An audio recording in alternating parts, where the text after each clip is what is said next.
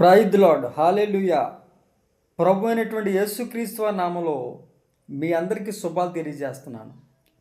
ఈ లోకంలో మనం ఎన్నో సంపాదన కలిగి ఉంటాం.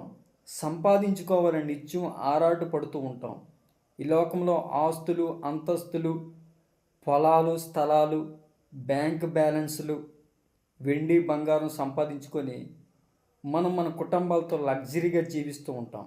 అయితే ఈ సంపాదన మనకి ఎంతవరకు ఉపయోగపడుతుందంటే, ఈ లోకం మనం సుఖవంతంగా జీవించడానికి ఈ సంపాదనలు మనకు ఉపయోగపడతాయి.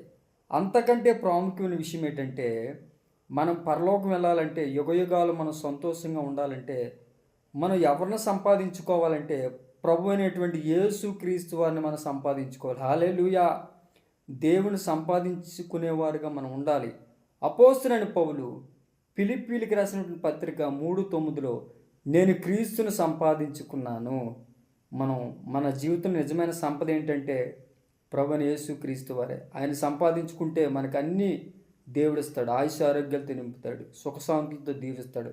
మనం అందరం కూడా క్రీస్తును సంపాదించుకుందాం, దీవించబడదాం. May God bless you one and all. Thank you so much.